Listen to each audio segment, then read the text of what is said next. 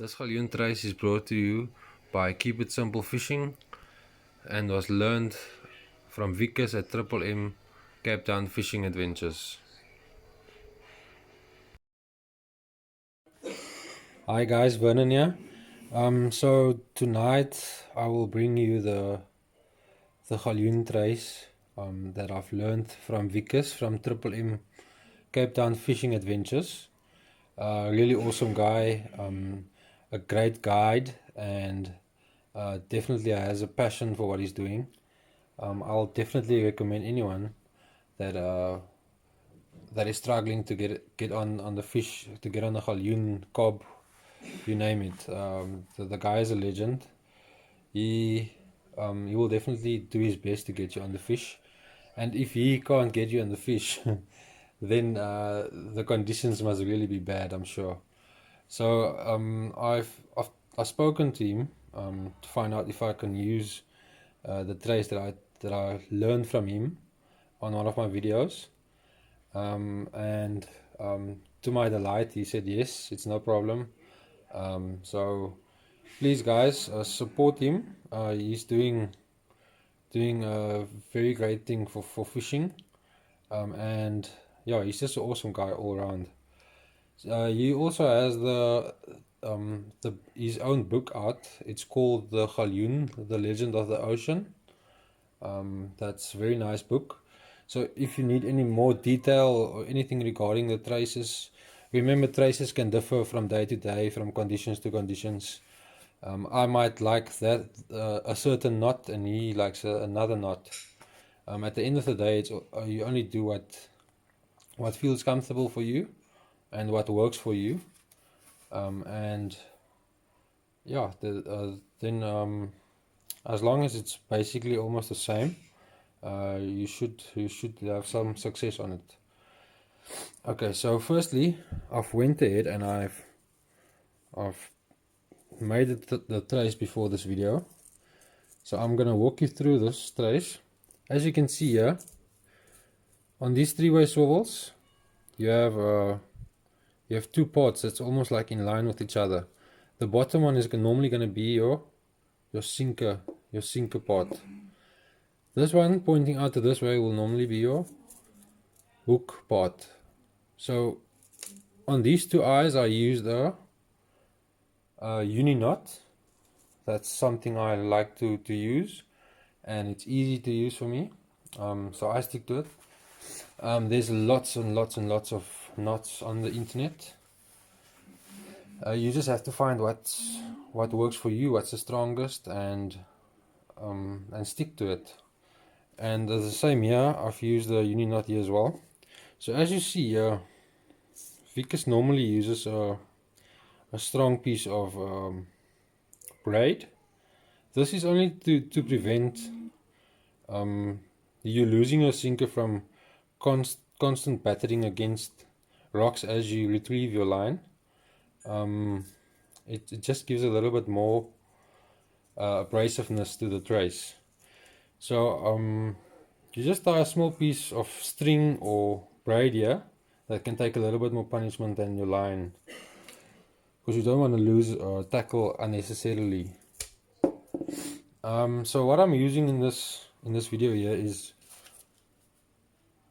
a 25-pound maxima fluorocarbon.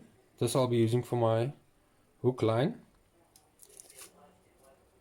I'm fishing relatively light tackle. I've got a 12-foot rod, 6,000 big bass reel, and 30-pound mainline braid with a 60-pound braid leader and a 1.5 meter fluorocarbon line in front, and my trace will be attached to my fluorocarbon. So here is my sinker line. So you'll see this line is 0.44 millimeters. So you want to go light on your sinker line, so as to, if you get stuck, then you just pull yourself free by losing your sinker. So your hopes are to lose your sinker line. You don't want to lose your hook line if you've got a fish on. So normally your hook line is going to be stronger. So I'm using a 0.35, 0.3 sinker line because I'm only throwing like a 3 or 4 ounce sinker. Wikus normally uses a bit more heavier tackle. Yeah, everyone has got their own personal tastes and what they want to use, and yeah, I just like fishing a bit lighter, so my trace is going to differ a little bit in terms of what line is used and so forth. Here I've got the Gamakatsu 2.0 circle hook. It's got a straight eye, as you can see here. Let me just show you here. It's got a straight eye, as you can see there. Straight eye. So I like these ones better because personally I think it makes a better circle once I attach my line here, which I'm going to show you now how I do it and what I've learned from Wikus. Then you get this one, which has got a tilted eye. This one is nice for tying a snell knot, but me, I don't like the snell knot too much. So I like the way that Wikus does it for galjoen. And then here I have size 1 kingfisher 3-way swivel. It can be smaller. It's all about minimizing your trace so as to not to make the fish suspicious, in my personal opinion. Okay, so first I want to show you how to do a uni knot. So I'm just going to use the hook as a reference. So you're going to thread your braid through here. This is just for illustrative purposes. Then you make a line double like this. Now you loop over that longer line, as you can see here. You loop over it. Now you take this tag end here and you push it down and underneath and through the loop here. And you'll do that for about 5 or 6 turns, depending on what thickness of line you are using. But for this purpose, I'm just going to do it 4 times. Then you pull the short tag end and you'll see it'll form a nice knot there that slides down. Always lubricate your knots. And there you go, easy as that. So that knot I use on my sinker, on my swivel, and on this part of the swivel. And here by the hook I'm going to use a different knot. Let me just show you. So here you've got your braid. Excuse me. You've got your braid. You fold this double. You fold it double, as you can see here.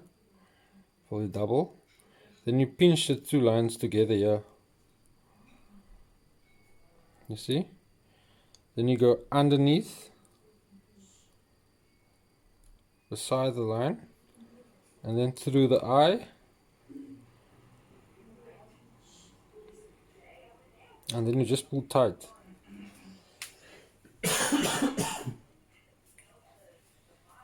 Excuse me guys, I'm a bit sick. So now let me just get a hook here.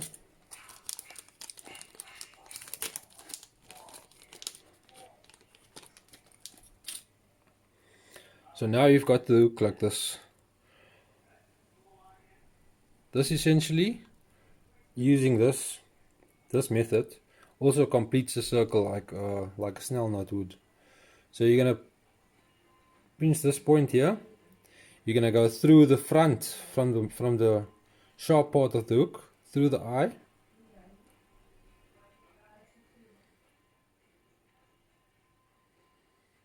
You're gonna go through.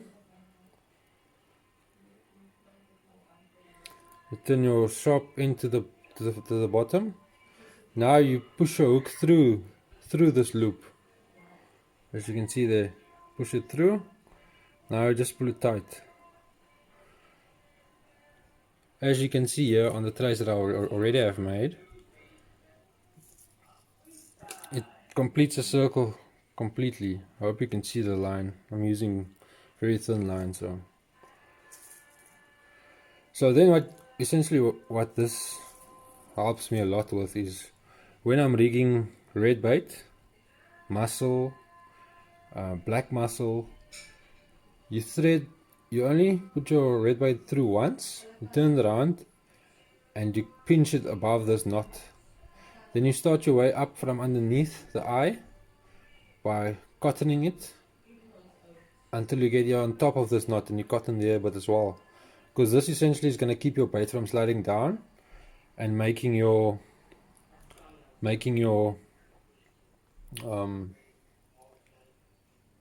circle look ineffective.